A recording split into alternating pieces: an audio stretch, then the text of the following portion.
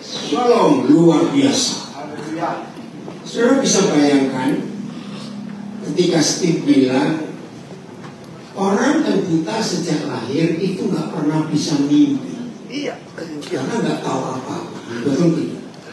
Nah, penemuan ini dia temukan waktu saya ajak dia ibadah khusus ibadah tunanetra. Tabrak-tabrakan. Nah, oh iya. Nah, di situ antara mereka tabrak-tabrakan. Nah, di situ Steve bisa saksi. Saya masih bisa mimpi. Bisa bayangkan nggak sih? Karena sudah pernah lihat sesuatu. Waktu dia cerita sambil tertawa, saya nangis. Kenapa? Kalau saya tunanetra sejak lahir, akan timbul banyak pertanyaan dalam itu. Mimpi itu apa? Terus bagaimana? Belum selesai saya mikir begitu.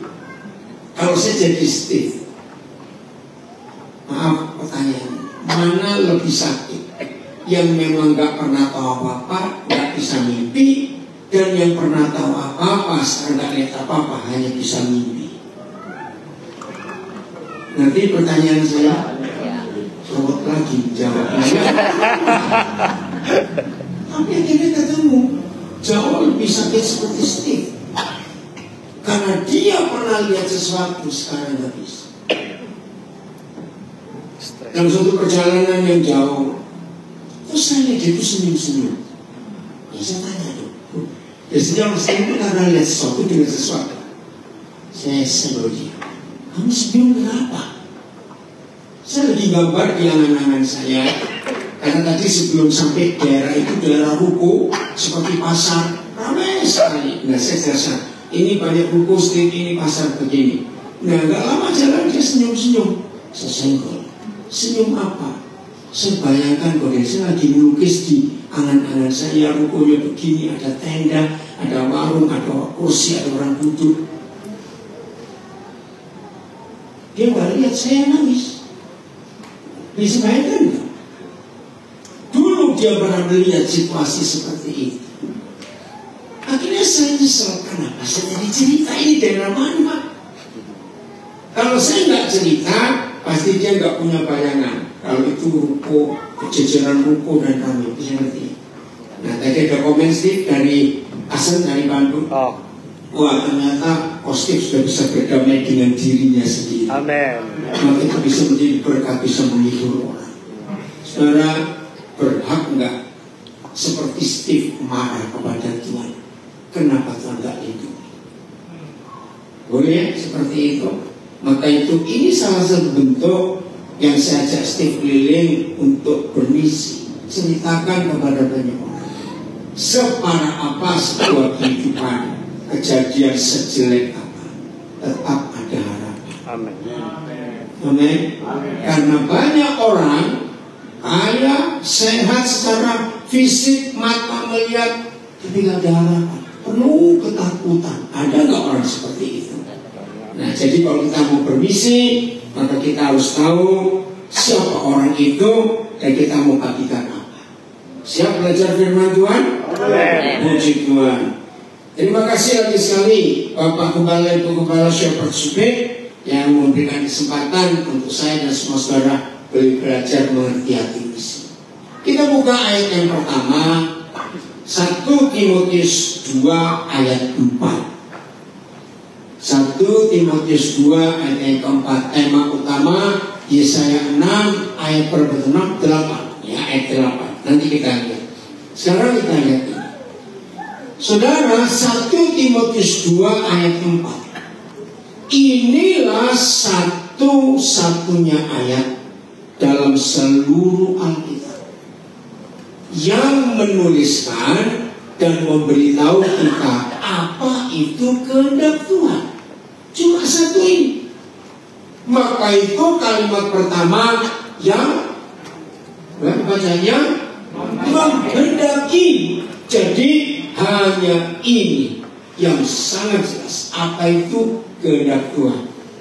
Nah ketika nggak sedikit gereja mengajak jemaat saudara kita hari Rabu depan puasa, Kita mau cari kehendak Tuhan, bagaimana gereja ini, bagaimana ini. Sebetulnya kehendak Tuhan gak perlu kita kuasai, sudah jelas tertulis.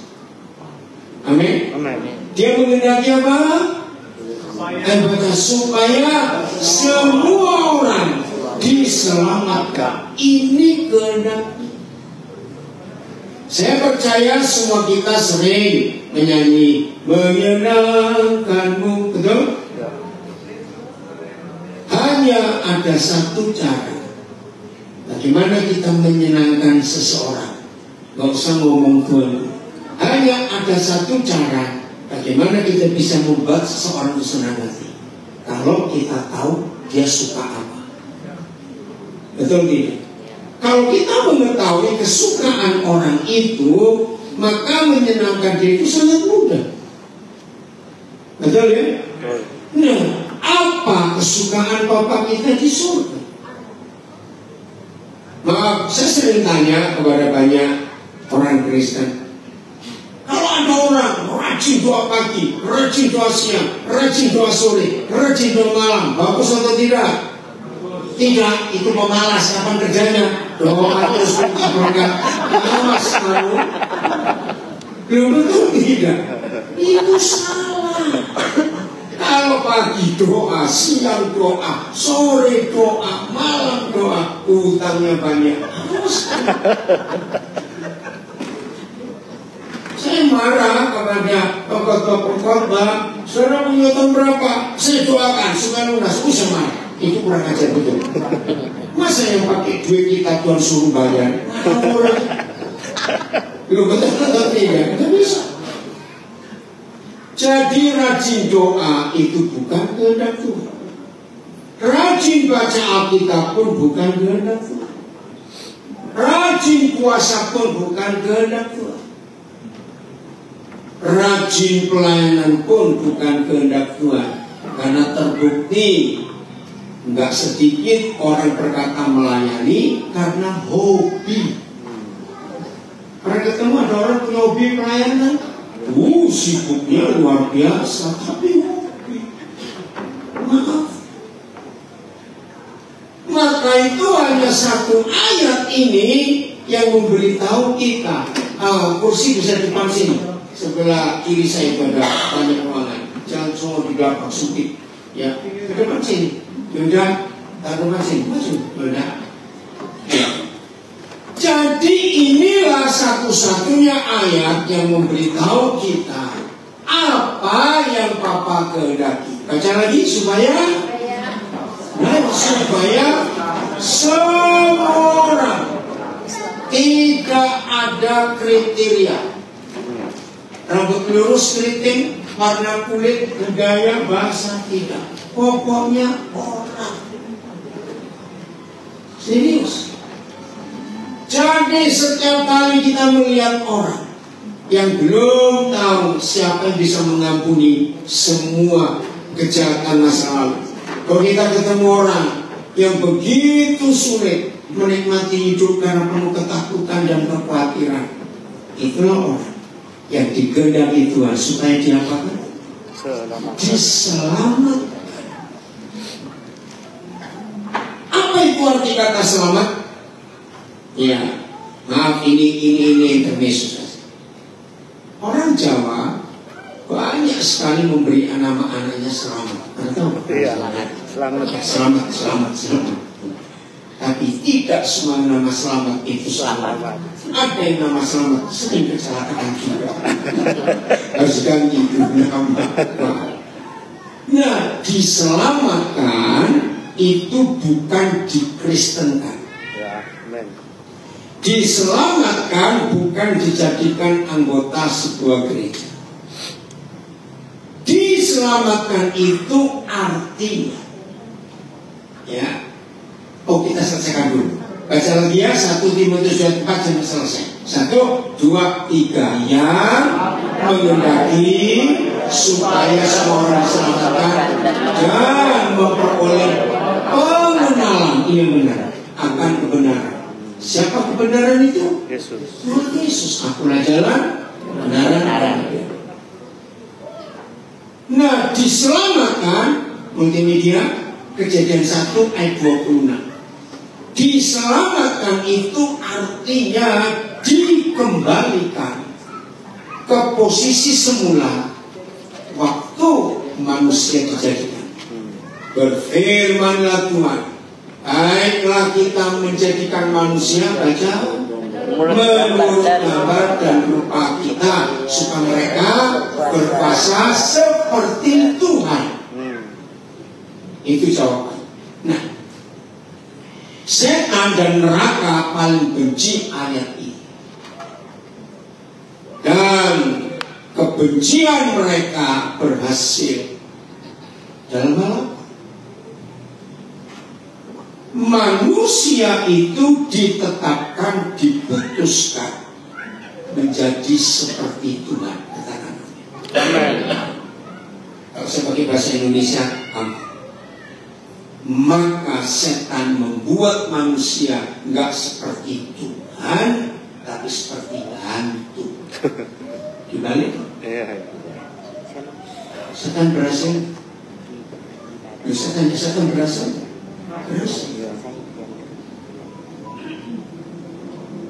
Ini yang kita harus jaga. Tadi sesi pertama Pak Shepherd menyampaikan bagaimana Injil masuk. Bahkan tempat di mana kita simpatisan tanam misi luar biasa. Saya tahun 74 bulan April pertama kali saya menginjak kaki saya di Tanah Minahasa. Dan itu pelayanan saya pertama keluar Jawa. Saya tidak pernah milih. Sebelumnya saya diutus ke Kalimantan Timur. Entah karena apa dialihkan ke Sulawesi Utara. Yang saya nggak pernah milih. Rupanya itu jadwal kisah hari ini. Luar biasa, saya tahu sejarah Injil itu. Berapa kali saya dapat kesempatan untuk KKR di lapangan Swatch di Lamongan. Bahkan dengan almarhum Jeremia Rim tahun 74 perahu kami pernah terbalik di dalam Tondano. Waduh, itu seru juga itu. Nggak bisa berenang lagi sekali. Oke. Kalau kita bicara misi di Tanah Minahasa, maaf. Salah satu bukti keberhasilan misi di Tanah Minahasa, kalau tidak ada lagi anak-anak yang memakai fam mamanya atau omanya. Berarti maksud saya, sampai kemarin sore dengan anak saya di Mantos, ketemu 2 anak masih kecil.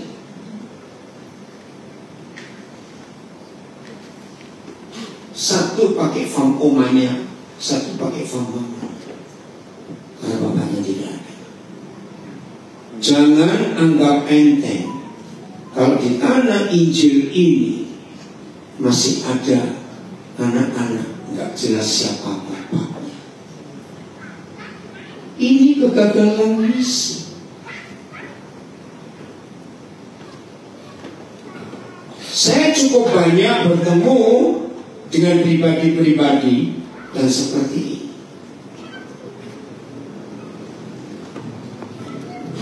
Secara umum akan timbul luka di hatinya. Bapak aku kemana? Kenapa aku pakai fam mamaku atau oma? Maaf ya saudara. Dan ini yang membuat setan berhasil merusak manusia yang seharusnya serupa segambar dengan penciptanya, tapi gambar itu dirusak dan setan berhasil membuat manusia segambar dengan setan. Boleh saya pakai kalimat ini?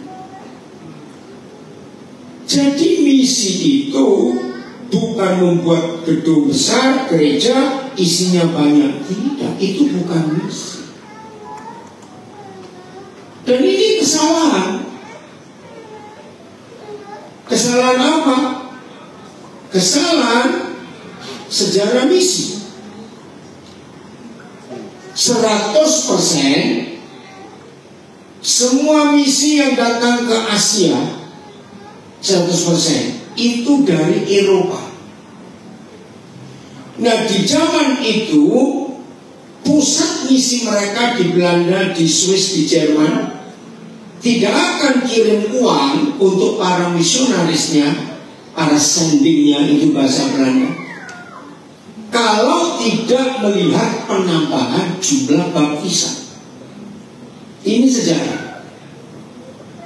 Makin banyak misionaris dari Eropa ini melaporkan ke pusat misi di Eropa, bulan ini sekian orang dibaptis. Wow, banyak. Uang mengalir dari donatur. Dan uang dikirim, cuma itu pakai kapal. Berbulan-bulan baru nyampe di Asia. Saudara, ini yang menyedihkan. 100% semua daerah Kristen di Indonesia, semua perceraiannya pasti tinggi, kemiskinannya luar biasa.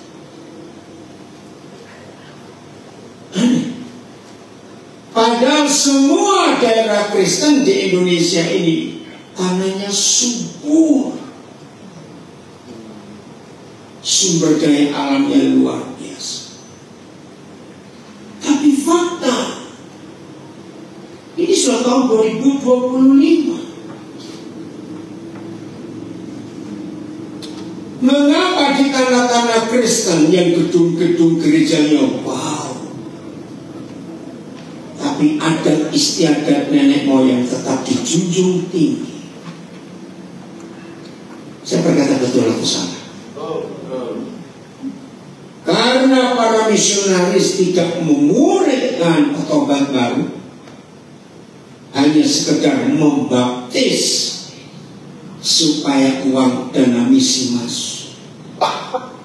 Karena mereka petobat baru tidak dimuridkan, berarti mereka masih kuat dalam tradisi nenek moyang.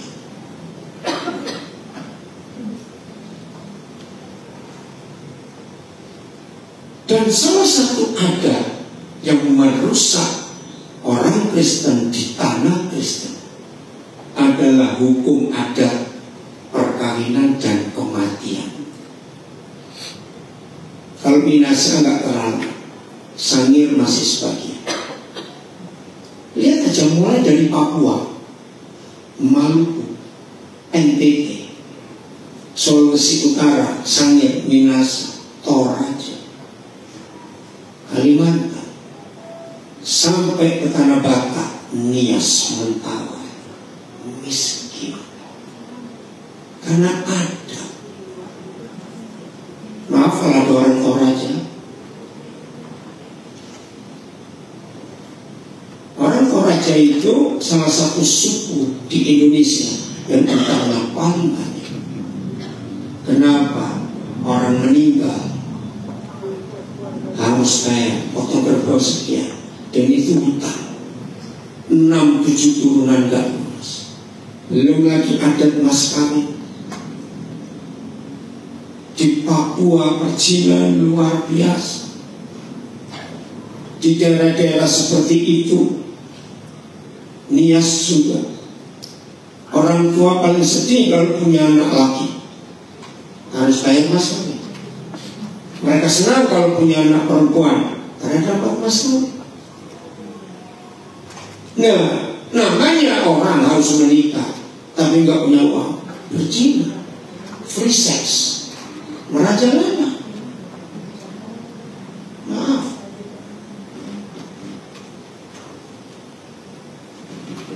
Di tanah Minasa ini, tanah Kristen ini, ada istilah sampai orang Islam pun tahu, bahuga. Itu sudah menyedihkan sekali.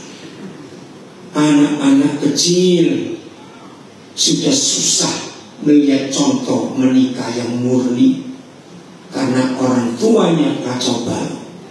Oke, yang belum tahu bahwa hubungan gelap, perselingkuhan. Dan gereja dia, maaf, Seharusnya di tanah Kristen seperti ini tidak boleh ada nama Petrus, Yakobus, Lukas, Yohanes di penjara. Enggak ada juga. Loh, betul tidak? Harusnya tidak bisa. Lihat kemarin yang di situ ini. Berapa banyak jumlah Kristennya. Saudara, ini yang kita perlu perhatikan. Jadi kalau kita melihat dua ayat ini, misi itu gak usah jauh-jauh, Minasa, gak usah ke Papua, gak usah ke Afrika, urus tetangga-tetangga kita. Sudah dipulihkan belum? Kembali seperti itu. Seperti itu, Pak. Kalau kita lihat doa Bapak kami,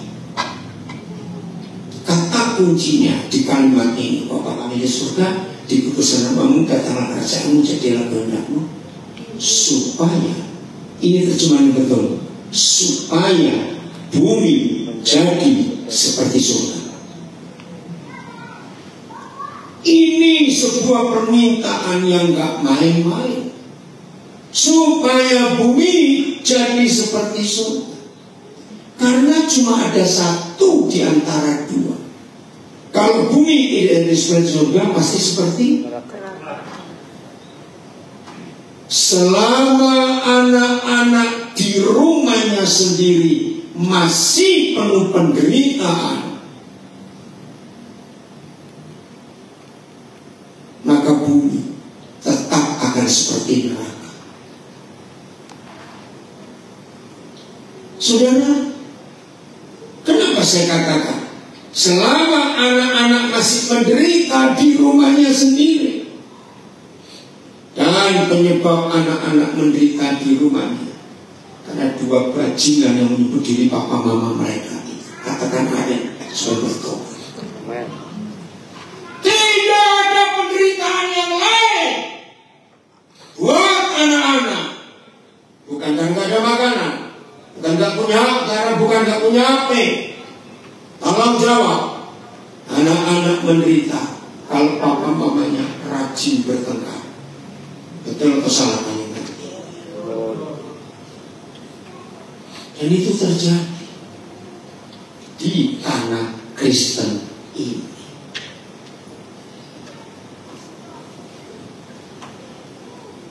Kalau kita bertemu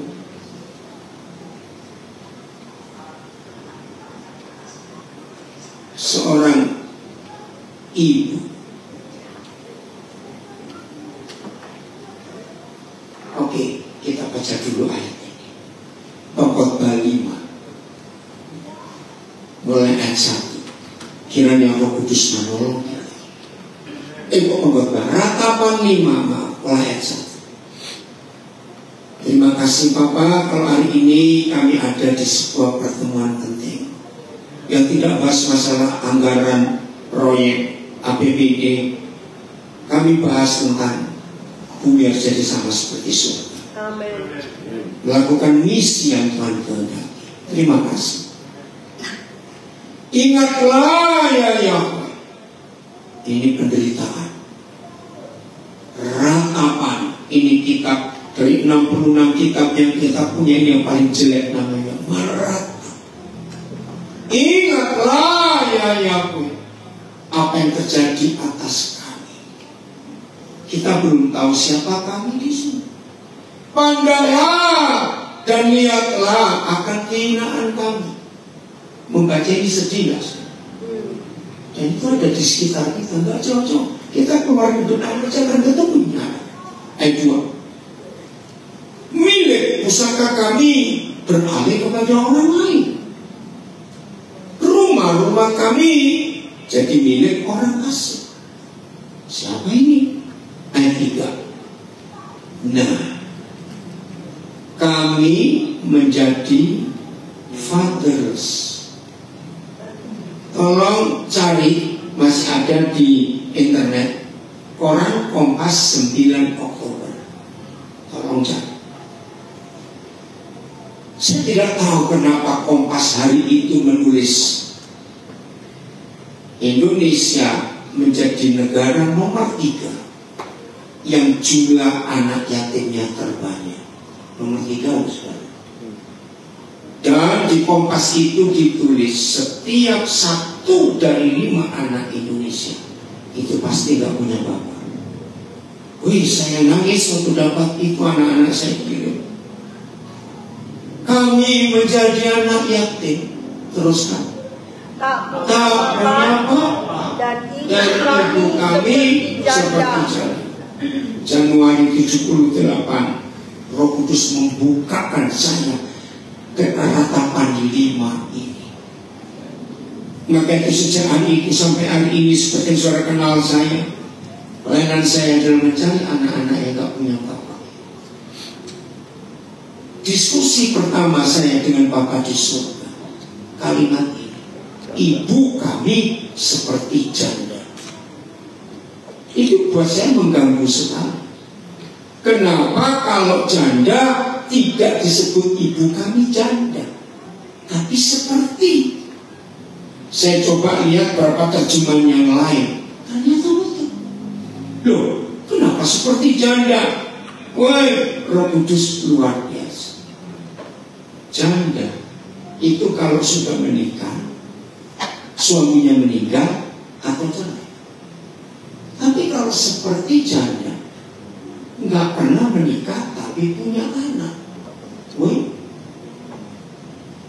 Dan akhirnya Tuhan berikan kami pelayanan ngurus anak yatimnya dan ngurus seperti janda. Bayangkan, seorang gadis free sex, lahir anak. Nah, kan memang gak ada cinta, hawa nafsu. Bapaknya anak ini pergi, dan si bapak pergi gak punya beban apa-apa, gak ada surat nikah. Maaf ya, saya ngomong apa anda ini. Bayangkan sebentar kalau semua adalah wanita seperti ibu ini. Maaf saya berkata, wajar gak kita cari pendamping? Loh, saya tanya, wajar gak untuk cari rasa aman? Wajar gak kalau kita berpikir, paling enggak kalau anak ini punya bapak lah? Pertanyaannya, maaf ya, maka ini kasus ini gereja harus bahas. Maka itu kalau ada orang yang mau menikah dengan orang seperti janda dan ada anaknya, saya itu bilang, maaf ya, serohani-rohaninya seorang pria, maaf, bisa sepenuh hati nggak ngurus anak yang bukan darah dagingnya? Lu jawab. Bisa ya, bisa tidak. Tidak. Mungkin awal-awal bisa, tapi ketika sebenarnya lahir anak kandungnya, bisa mengasihi 100%? Maaf. Jadi saya nasihati para pria, mikir. Bukan saya kejam, tapi ini fakta. Sulit. Akhirnya seperti janda ini ketemu seorang pria, mereka menikah. Nah, keributan terjadi. Karena bagaimanapun suami yang sah sulit untuk membagi kasih yang sama antara anak yang bukan anak dia dan anak kandungnya. Ribut lagi. Partai ketiga peperangan terjadi antara anak pertama dari seperti janda dan anak kedua. Betul tidak? Lu kakak ini jadi musuhan tidak? Ini loh. Mereka bisa. Maaf. Datang pria ketiga. Maka itu kita tidak sedikit menemukan satu seperti janda, 3 anak dengan 3 bapak berbeda. Gereja jangan anggap enteng. Ini misi. Setuju? Yang perlu diputus untuk ini. 3 anak, 1 ibu dengan 3 bapak ini menikah, membawa benih. Bayangkan, aduh, ini baru 1 kasus yang seperti itu. Belum kasus-kasus menikah sah, tapi KDRT. Tidak ada KDRT, tapi bahugel. Maka itu ketika gereja-gereja di Tanah Minasa, di Tanah Sangir sibuk dengan rapat organisasi, rapat ganti kursi. Kenapa tidak menguruskan di luar kita? Mungkin di dalam gereja juga ada anggota jemaat kita seperti itu. Ayat 4. Gila lagi. Air kami minum dengan bayar. Anak yatim, fatherless. Untuk minum saja nggak gratis. Rumah-rumah mereka sudah kena orang asing dan dijual oleh yang seperti janda ini untuk hidup. Warisan habis semua. Sekarang anak-anak ini menderita. Air minum nggak gratis. Air kami minum dengan membayar. Kami mendapat kayu. Zaman dulu belum ada minyak tanah, belum ada gas. Bicara kayu, ini kayu bakar untuk hidup. Bayangkan, untuk makan saja airnya bayar, kayunya bayar. Selesai? Belum. Lihat ayat 5. Kami dikejar dekat-dekat. Yeremia ada itu kira-kira 700 tahun sebelum Yesus. Dan apa yang dia nubuatkan terjadi sampai hari ini. Di kota-kota besar, anak-anak yang fatherless ini dan mamanya seperti janda. Maaf saya pakai kata jelek, tapi kita harus terima. Anak-anak ini hama, saudara. Bikin rusuh, mencuri sana, mencuri sini. Ya kan untuk makan. Maaf saya pakai istilah Satpol PP, kejar mereka. Betul atau tidak? Jadi perusuh, kasihan mereka. Lalu mereka berkata, kami ngapain? Baca itu. Kami apa baca? Lelah. Bagi kami tidak ada istirahat. Saya harap ini misi kita. Dan mereka ada di sekitar kita, betul? Jangan abaikan mereka. Mereka tidak pernah minta untuk dilahirkan. Ayat 6. Kami mengulurkan tangan kepada Mesir. Mesir itu lambang dunia penimban berat. Dan mengulurkan tangan ke Asyur. Asyur itu bangsa yang dewanya Molok, korbannya bayi-bayi.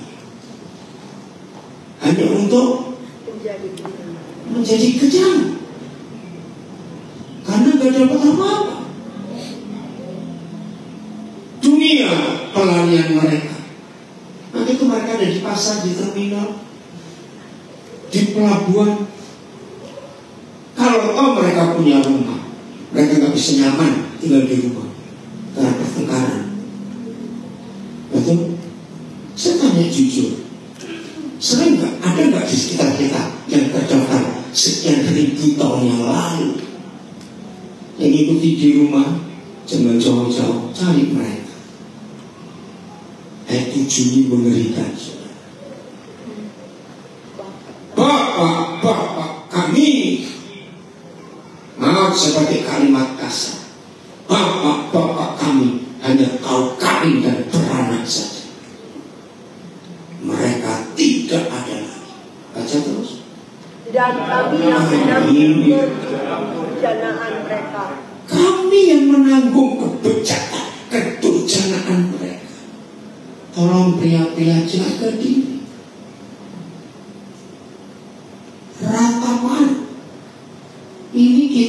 neraka. Ini kesaksian. Pas tadi kami turun dari lantai 10 di hotel kami pertemuan. Kemarin panitia yang undang kami masuknya baik. Jadi habis makan sore kami dibawain apa maksudnya? Tolak. Ya, tolak. Cukup banyak. Nah, saya itu tidak mau makanan hari ini dimakan besok. Alasannya cuma satu. Ada orang yang lapar malam hari.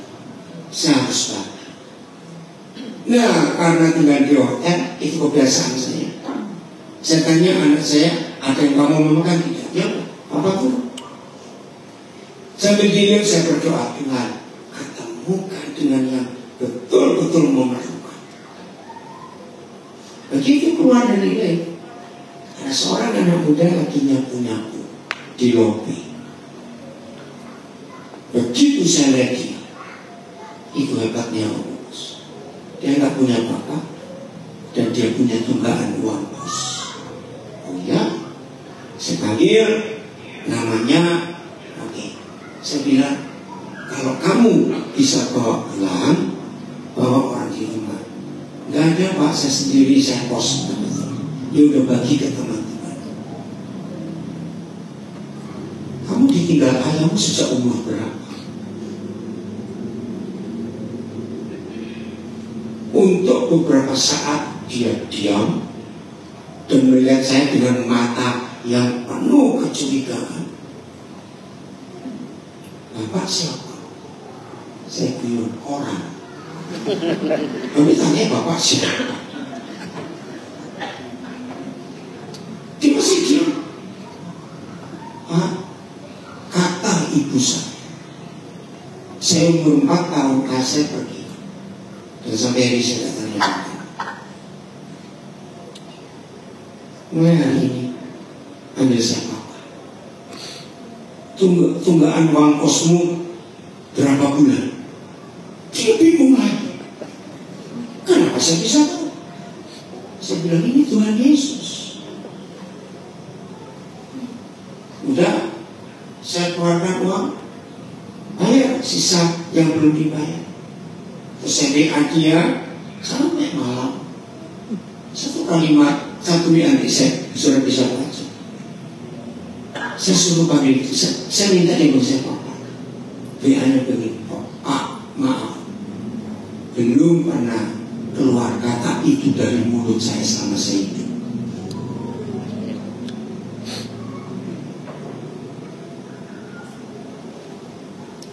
Saya bilang, gak apa-apa. Pokoknya aku mau kontak. Ada itu orang-orang di sekitar kita. Maka itu hari ini, ayo kita jadi berkat. Bapak-bapak kami berbuat dosa, mereka tidak ada lagi, dan kami menanggung kedurjanaan mereka.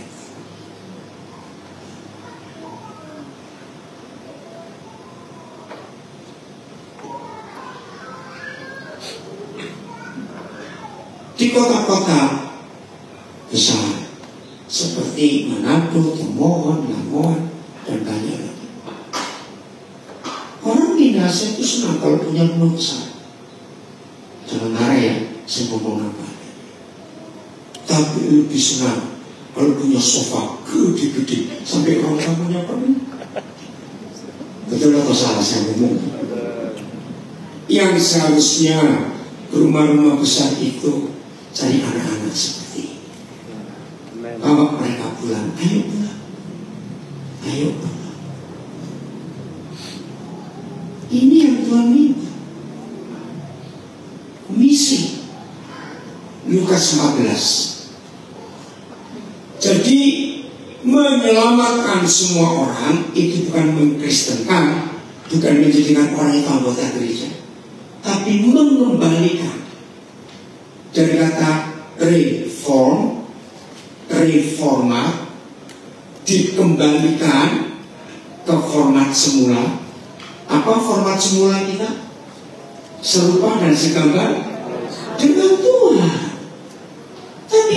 rusak formatnya, jadi serupa sepakat dengan setan. Nah, ini kuasa Injil. Oke, sebelum ayat ini, Roma 1 ayat 16. Inilah satu-satunya ayat dalam Alkitab yang memberitahu kita Injil itu siapa. Saya nggak berkata apa loh, karena Injil itu pribadi, betul? Itulah Yesus Kristus Tuhan kita. Nah, inilah Injil. Sebab bukan cuma Paulus, harusnya kita semua mempunyai apa? Keyakinan yang kokoh dalam apa? Injil, bukan dalam jabatan, bukan dalam posisi, bukan dalam kekayaan, dalam Injil. Karena Injil adalah kekuatan, kuasa mutlak Tuhan yang ada kata menyelamatkan lagi. Berapa orang? Setiap orang yang percaya. Pertama-tama orang Yahudi, juga orang Yunani. Injil itu kekuatan, otoritas, power, apa saja sebut, yang sanggup menyelamatkan. Apa tadi kata menyelamatkan? Mengembalikan manusia berdosa ke posisi semula waktu dia dijadikan serupa dengan Tuhan. Kembalikan. Dan itu hanya kekuatan Injil. Maka itu kenapa 2 Korintus 5:17 meyakinkan barang siapa di dalam Injil, dalam Kristus, dia adalah ciptaan baru. Yang lama berlalu, yang baru hampir. Itu keselamatan, bukan mengkristenkan. Ayo kita cari mereka. Lukas 14 ayat 17. Ini misi. Ya, ini misi.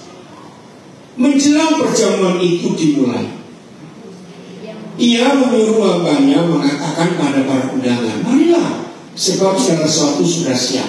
Nah, saudara, rupanya ini standing party. Tahu ya? Pesta nggak pakai duduk, berdiri, tamu datang, makan, pulang. Ya. Terus, ayo lanjut. 18.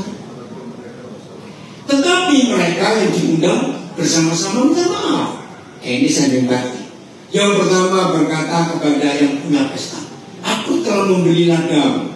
Ini pasti kontraktor besar, dan aku harus pergi melihatnya, minta dimaafkan. Terus tamu yang berikut, yang lain berkata, aku telah membeli 5 pasang lembu kebiri. Ini bisa beli Pajero, Alphard, ya enggak, apalagi ya mobil terkenal apa, Ferrari, semuanya. Aku harus pergi mencobanya. Aku minta dimaafkan. Tamu yang berikut, yang lain lagi berkata, aduh, aku baru menikah, mau honeymoon, jadi aku nggak bisa datang. Kira-kira kalau kita punya pesta, tamu kita sudah datang, dan pasti kalau mereka datang pasti bawa kado kan? Nggak mungkin datang kosong-kosong begitu. Sudah ada bawa kado nggak mau makan, untung nggak? Bisa tanya kok, untung nggak? Sudah datang nggak bawa datang bawa kado nggak mau makan, untung. Tapi tidak. Lihat ayat 21. Maka kembalilah hamba itu, kita ini namanya, dan menyampaikan semuanya itu kepada Tuhan. Ini yang aneh. Lalu murka, nggak cuma marah, murka, karena hemat. Nggak ada yang namanya. Lalu murkalah Tuhan rumah dan berkata kepada hamba, pergilah, pergilah dengan segera ke segala jalan lorong kota, dan bawalah kemari 4 kelompok orang ini. 1, orang-orang miskin. Orang miskin itu nggak harus yang nggak punya uang, nggak punya makanan. Ini kebenaran. Karena nggak ketemu ada orang kaya raya materi, tapi miskin ngantuk. Lu artinya apa? Cepat. susah tidur, itu miskin. Ada orang kaya raya tapi miskin sehat, sakit sakit. Ada orang kaya raya miskin tertawa, stres. lu ada nggak saya tanya? Banyak. Nah, tolong mereka. Kelompok kedua orang-orang cacat. Ada orang secara fisik sehat tapi jiwanya cacat. Steve Ponto ini fisiknya kayak begitu. Tadi ada yang komen Steve, itu proses foto Steve. Tadi kalau nggak diizinkan foto di belakang, dipajang di belakang. Foto artis ya? Foto artis itu dulu cakap seperti itu. Dia nggak tahu sih, kan dia nggak tahu wajahnya sendiri sekarang. Kalau saudara lihat, Steve cacat secara fisik, tapi mentalnya nggak cacat. Bisa hibur orang. Satu kali saya ajak dia retreat ke Kediri. Nah, ada jam kosong, semua peserta retreat diajak jalan-jalan ke kaki Gunung Wilis, Jawa Timur. Itu pemandangannya cantik. Kelut tuh bukan? Kelut, sorry. Lupa, Gunung Kelut. Saudara, itu pertama kali saya ajak dia sebelum keluar negeri. Dia bilang, aku ikutan. Saya mikir sebentar. Nah, orang buta tadi ini mau ikut lihat apa? Loh, betul nggak? Pikir gue di rumah, di kamar. Enggak, dia. Saudara, di situ yang bareng dia. Sebar sekali ya. Wih, ini pasti tinggi nih gunungnya. Saudara bayangkan. Karena dia pernah melihat gunung dulu. Paling nggak lokon ya. Karangetan. Nanti nggak? Dia bisa menghibur. Tapi banyak orang sehat secara fisik tapi cacat mental. Banyak ya. Kelompok ketiga orang-orang Buta dan orang-orang lumpuh. Nah, orang-orang buta, maaf. Pasti gara-gara kamu contohnya dia buta jasmani, tapi mata rohaninya maaf. Dia suka menghibur orang. Sekarang dalam keadaan begini, ya, saya punya anak tunanetra juga di Malang, namanya Adi Gunawan. Cari di internet, dia punya institut. Adi Gunawan ini tunanetra sejak lahir. Maaf, dibuang oleh orang tuanya karena anak tunggal buta lagi. Tuhan pakai dia sekarang. Banyak kementerian mengundang Adi Gunawan anak saya ini untuk memberi penyuluhan. Karena ternyata akhir-akhir ini tidak sedikit ada pejabat-pejabat, direktur bank tiba-tiba mengalami penurunan penglihatan. Nah, anak ini punya tim saran untuk mengajari baik anak-anak kecil sampai orang dewasa. Nah, Steve belajar dari dia. Sekarang Steve ini bisa main WA, lihat komputer, Facebook, Instagram, lihat Instagram, bayangkan. Mau belajar dengan dia? Silakan. Nah, ini luar biasa. Maka itu dia sukacita, walaupun buta secara jasmani, tapi dia bisa melihat dunia lewat internet. Itu hebat sekali. Kelompok keempat orang-orang lumpuh. Maaf, orang-orang buta. Satu lagi, pernah dengar nggak ada orang lupa nomor rumahnya dan masuk rumah orang lain? Itu orang buta itu. Maaf. Orang lumpuh. Orang lumpuh yang benar lumpuh itu bisa jalan kemana-mana pakai kursi roda. Lu ya atau tidak? Ya. Tapi ada orang sehat nggak bisa kemana-mana, naik pesawat takut, naik mobil takut, mau ke situ takut. Lumpuh nggak berarti seperti itu. Nah itu dia yang punya pesta murka. Hamba-hambanya disuruh ke lorong-lorong jalan-jalan di kota. Target 4 kelompok orang. 22. Saya nggak tahu ini yang punya pesta segede apa. Kemudian hamba itu melaporkan, Tuhan, apa yang Tuhan perintahkan sudah dilaksanakan. Baca. Tetapi meski sekalipun demikian masih tetap Saudara bisa bayangkan, ini kira-kira kalau orang Minahasa potong babi berapa itu? Enggak, RW berapa itu? Masih di tempat, segede apa itu? Bukan rumah fisik. Coba kita keluar dulu Ibrani 13 ayat 2. Ada perintah. Ini perintah, ini misi. Maka itu kalau saya bicara misi beda dengan banyak pembicara misi yang lain. Gak usah jauh-jauh. Ibrani 13 ayat 2. Baca sama-sama kalimat pertama saja. 1, 2, 3. Jangan kita lupa memberi tumpangan kepada orang. Stop dulu. Apa kata memberi tumpangan? Ayolah, memberi tumpangan. Apa? Memberi tempat tinggal, undang orang inap. Ayo, ini perintah. Jangan kamu. Nah, ini bentuk misi yang saya kerjakan sejak tahun 70-an yang lalu sampai hari ini. Memberi tumpangan, memberi tumpangan. Orang boleh datang,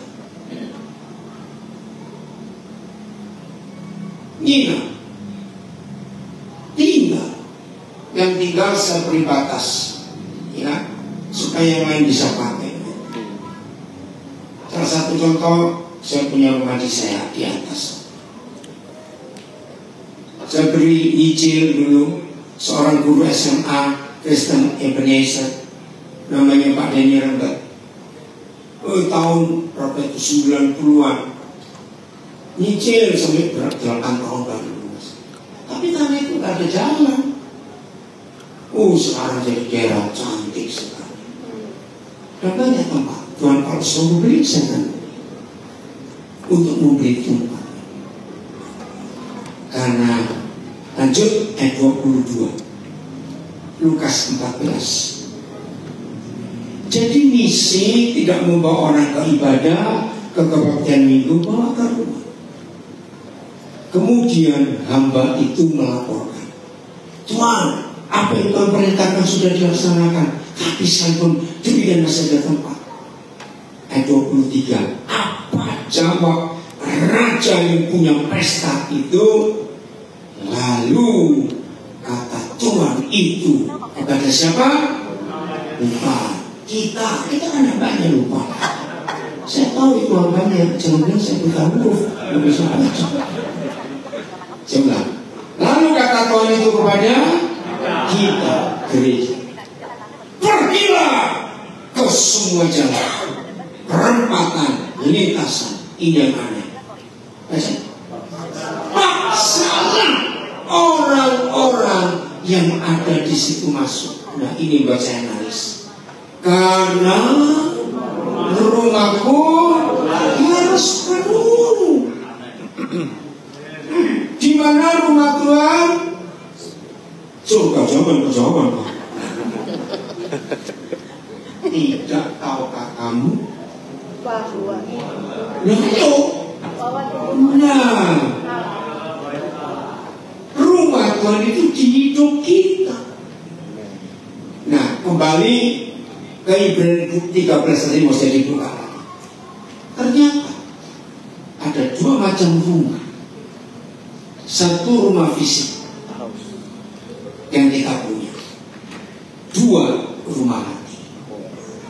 Mana yang enggak ada kapasitasnya, mau nampung berapa orang saja. Rumah fisik atau rumah hati? Nah, saudara percaya rumah hati kita bisa nampung 4 juta orang? Bisa, karena enggak terbatas. Nah, kalau saudara punya rumah tipe 36, jangan nampung 20 orang. Ngerti nggak? Tidurnya berdiri tuh. Pertanyaan berikut, mana lebih mudah memberi tumpangan orang di rumah fisik atau rumah hati? Rumah hati. Mana lebih mudah? Rumah hati. Ayo, cuma ada satu di antara dua. Jadi bisa beri contoh. Kalau saudara pernah punya tamu, tapi ampun tamu, sudah makannya banyak, kencingnya jorok, aduh sudahlah pokoknya. Hari setelah 2 malam, hari ketiga pamit, dalam hati mesti bilang puji. Terima kasih ya, sudah numpang. Oh iya, kapan-kapan balik lagi. Mulutnya. Jadi, tapi hatinya, awas kamu balik. Tapi menampung di rumah hati, nggak bisa pura-pura.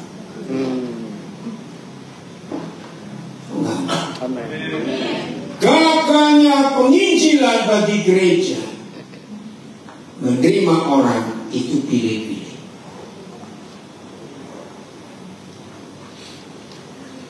Lihat, anak-anak tadi di ratapan 5 ada di sekitar kita.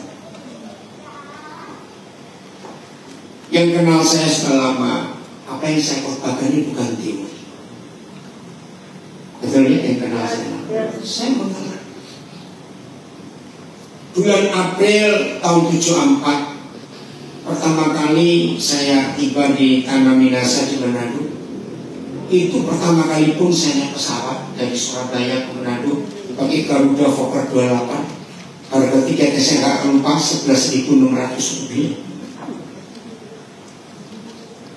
Setelah tiba di rumah keluarga almarhum Kapten Suherman di belakang gereja Advent Patung Buddha Palembang, saya langsung dibawa dengan HIS ke Air Madidi.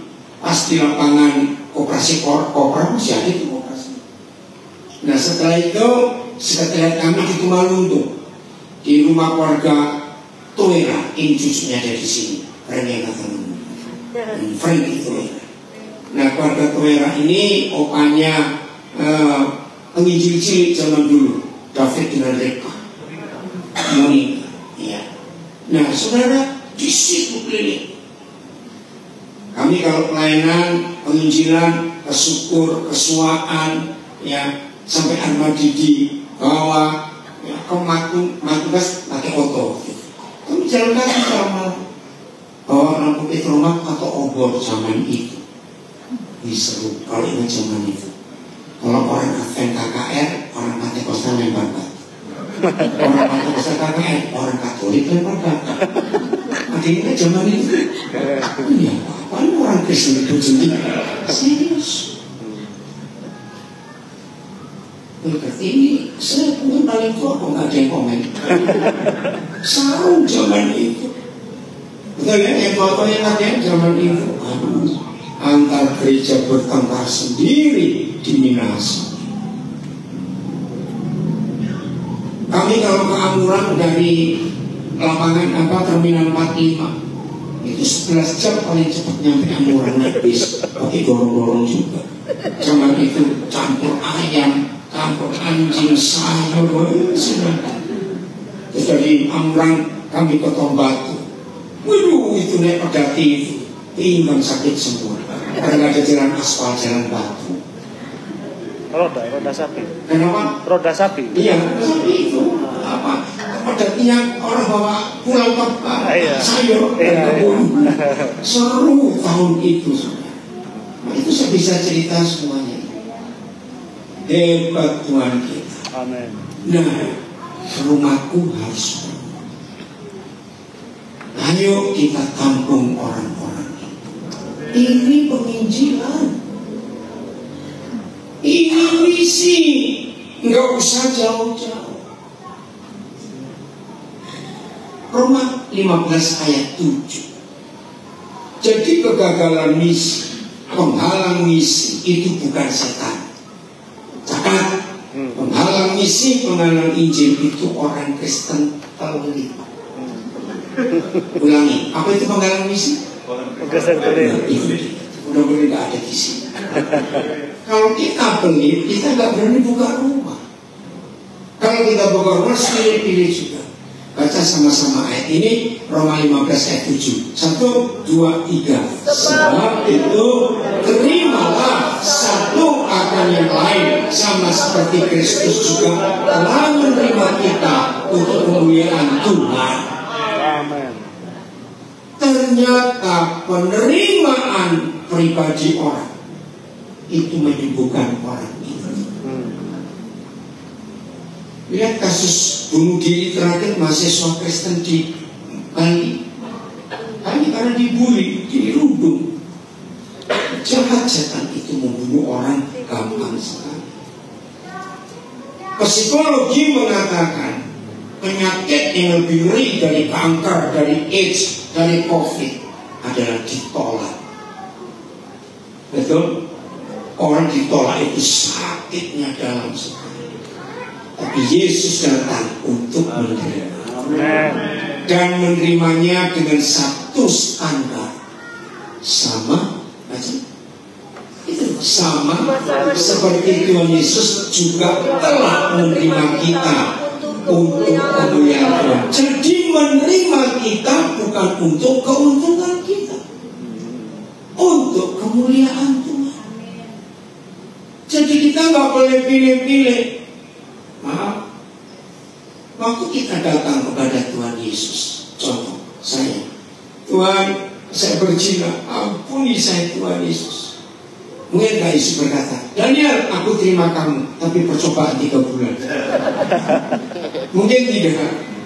Tidak. Aduh, bau mandi dulu. Enggak juga. Dan macam-macam.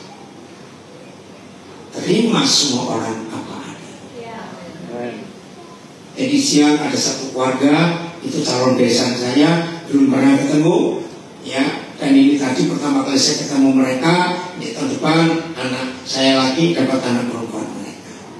Nah ternyata mereka sudah tahu banyak tentang saya, bukan cuma dari anak saya yang akan jadi mantunya, tapi mengikuti sosial media. Nah salah satu pertanyaan dia, apa tips Pak Daniel bisa menerima semua orang dari apa yang saya dengar dengan begitu? Saya bacakan ayat. Waktu saya diterima pertama kali oleh Tuhan Yesus, saya ini hancur, saya ini bejat, saya ini najis, dan tidak ada persyaratan. Langsung saya diterima.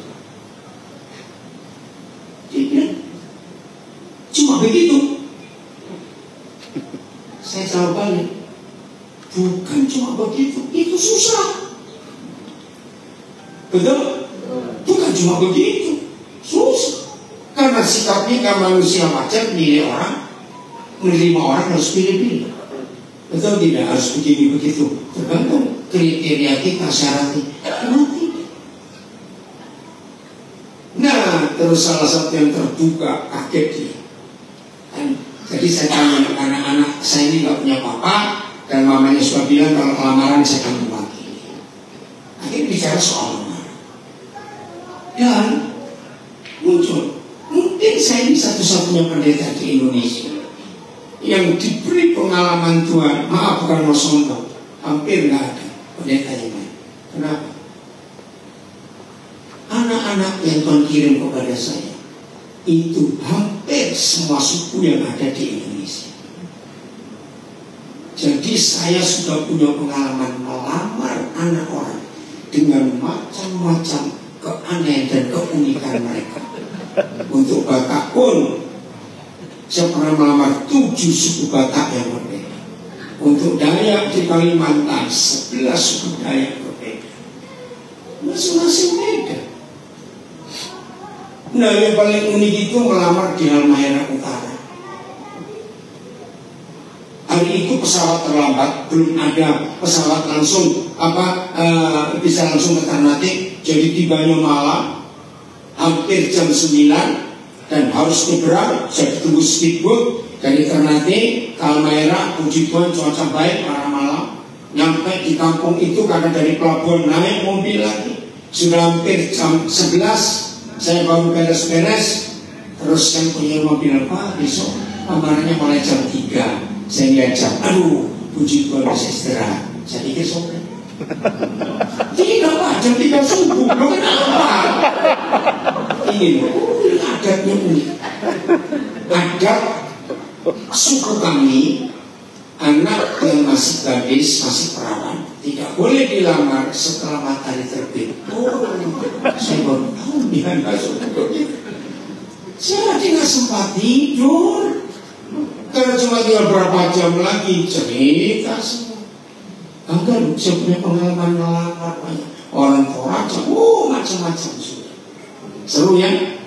Wow, itu kekayaan yang baru. Karena ini Tuhan memampukan saya untuk bisa menerima semua orang tanpa melihat rasnya, budayanya, bahasanya. Pokoknya orang. Serius. Dan salah satu lagi yang jadi kekaguman dari banyak orang, saya ini bisa tidur dengan orang yang saya nggak kenal sekali. Serius. Suatu kali gereja PPDI Patinama, saya nggak tahu Pak Stephen masih ada tidak, itu mengundang kami untuk seminar KKR 3 hari. Dijemput di Samar, ya di bandara. Pesawat terakhir, delay lagi pesawatnya. Ya udah, dan waktu itu belum ada m-banking. Saya bilang, Pak Stephen, saya harus mengambil uang dulu untuk kirim. Ya udah. Nah, pas lagi di ATM, di belakang saya ada suara ngomong sama Pak Stephen, itu Pak Pendeta Daniel Alexander. Ya saya ngomong itu, siapa orang itu? Dia bilang iya. Oh iya, selesai, silakan. Oh enggak, saya enggak perlu ATM. Terus gimana? Nah, dia bawa koper, dan itu flight terakhir, enggak ada lagi, adanya baru besok. Saya tanya, loh, saudara mau kemana? Nggak tahu. Hah? Bingung nggak? Wah, saya nggak pakai tanya ABCD, saya nggak sempat tanya namanya. Terus nginep di mana? Belum tahu juga. Nah, saya tanya Mas Ivan, nanti ini saya nginepnya di mana? Di rumah jemaat atau di hotel? Oh, di hotel. Oke. Karena ada 3 pembicara, salah satunya Pak Rasus Sabdono. Lalu gimana? Saya dengan siapa sendiri? Nah, kalau gitu, boleh nggak saya ajak saudara ini? Pak Stephen ini refleks sudah. Loh, kan Bapak belum kenal. Saya punya jawaban sekarang. Nggak apa-apa, pokoknya orang. Loh, betul saya tuh nggak pernah takut tidur dengan pokoknya orang. Jangan orang-orang yang saya tahu. Saudara ternyata itu jadi kesaksian. Tanya aja. GBDI Patinama. Itu jadi kesaksian. Ternyata ini orang dalam keadaan yang putus asa betul. 3 hari 1 kamar dengan saya nggak kenal. Tuhan jamah hidupnya. Sekarang kejadian Batu di Jakarta. Dia menikah dengan seorang dokter. Nah, saya ngelamar juga. Ini luar biasa. Saya punya banyak cerita seperti ini. Ada seorang supir bertobat. Ini supirnya teman. Ya sekarang jadi hamba Tuhan di Semarang. Suami istri pelayanan walaupun nggak full time. Jadi hari itu saya dapat pinjaman mobil karena mau ke beberapa desa di Jawa Timur. Ini sahabat saya orang kaya, pakai aja mobilnya sama sopirnya, namanya Segernya. Di kota pertama, saya nggak jadi tidur selama dengan saya. Dan bednya cuma 1 lagi. Dia takut. Lu nggak apa-apa, saya nggak akan gigit kamu. Udah. Sekarang ternyata itu pertobatan dia. Saya nggak ngomong Yesus, saya ngomong agama, dia musuh. Karena buat dia, ada orang kesadaran seorang besar mau tidur setempat tidur dengan supir. Biasanya supir seperti saya di tempatnya di losmen. Kalau ini hotel, buat saya tidak. Pokoknya orang. Lakukan pengajian seperti ini. Bertobatan. Yang terakhir, karena harus ke MI. Penginjil pertama di dunia itu pelacur, bukan mantan. Ini luar biasa. Kita buka Yohanes 4 ayat 39. Suara dengar. Oh, punya. Salah pencet. Oke. Yohanes 4 ayat 39. Ini penginjil pertama di dunia. Baca sama-sama. 1, 2, 3. Dan banyak orang Samaria dari kota itu telah menjadi percaya kepadanya karena perkataan setan perempuan itu yang bersaksi. Ia mengatakan kepadaku segala sesuatu yang telah kuperbuat. Setan berhasil membuat orang Kristen murid Yesus takut menginjil karena kata bersaksi diubah khotbah. Saudara cari sampai robek di seluruh perjanjian baru tidak ada kata berkhotbah, bersaksi. Bersaksi itu nggak perlu sekolah. Bersaksi itu hanya menceritakan ulang yang dialami, yang dilihat, yang didengar, dan semuanya. Ketika setan merusak gereja dengan berkhotbah, maka semua murid Yesus takut untuk bersaksi. Karena apa? Semua khotbah. Kalau khotbah harus kuliah, masuk teologi pastoral kita. Tidak perlu bersaksi. Saya tanya, waktu dia pertama kali jumpa Yesus, kan perlu air bukan? Jadi seperti, oh kamu perlu air? Iya. Ambil suamimu dong. Nah ini hal yang luar biasa. Ayo jujur, nyambung nggak antara suami dengan air, air dengan suami? Coba kata-kata. Nggak nyambung. Aku nggak bersuami. Oh betul katamu.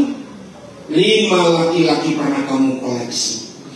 Dasar yang ke-6 masih ada di ruangmu. Itu bukan suamimu. Maaf.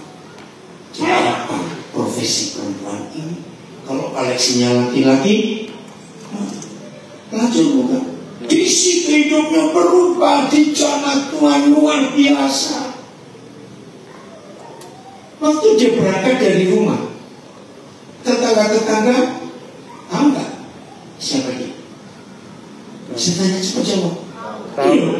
Tapi bisa menjadi percaya. Banyak orang Samaria yang menjadi percaya. Oke.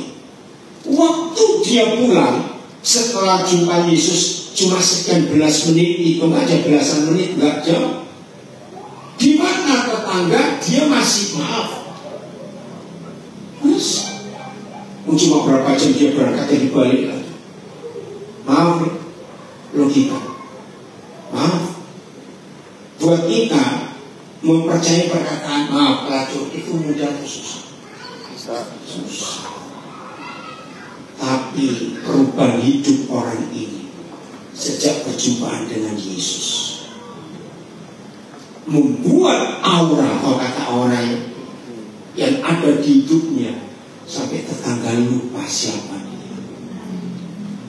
Saya beri ilustrasi yang terakhir. Pak Gembala, saya selesai. Jokowi, ini presiden luar biasa. Misalnya, suatu hari Pak Jokowi ke Manado, lalu makan di Tinutuan Wakete misalnya. Nah, kebetulan saudara ada di situ, lagi makan Tinutuan juga. Karena presiden ikut makan, saudara ikut ke Sorot TV. Terus saya tanya, kan kecil, ya kemarin bisa makan ternyata punya baru waktu di Pelangi, di keluar dari bandara, itu besar. Ini yang dimakainya kecil bukan? Ya. Nah, waktu ke Sorot, sore-sore berita itu masuk TV. Teman-teman tanya, "Boy, keren kamu makan dengan presiden?" Caranya rame, kebetulan. Nanti contoh ini, saya tanya, perjumpaan dengan presiden yang gak sengaja itu kesaksiannya 3 bulan habis. Habis gak? Enggak. Tahun depan ketemu orang baru, tahun lalu kamu makan dengan presiden. Gak habis. Berarti ilustrasi. Maka sangat jahat saudara dan saya kalau sering-sering jumpa Yesus tapi gak punya bahan untuk bersaksi tentang dia. Jahat kita. Jadi misi itu gak perlu sekolah. Apa yang kita alami dengan Tuhan Yesus ceritakan ke orang lain. Yang bersaksi, bukan berkhotbah. Dia cerita semua tentang hidupku. Ini ini luar biasa. Ayo jujur, yang namanya manusia kayak kita begini, pintar nggak kalau ngomongin orang lain? Pintar sekali. Enggak, padahal kisahnya cuma pendek, jadi panjang. Kita cerita lagi, sadis sekali. Ayo bertobat. Amin. Jadi permisi itu gampang atau susah? Gampang. Cerita ulang apa perbuatan Yesus kepada kita masing-masing. Tepuk tangan dong, ya, saling. Oh, ini kanannya kesaksian tentang Yesus. Saksi yuk. Tuhan memberkati kita semuanya. Haleluya.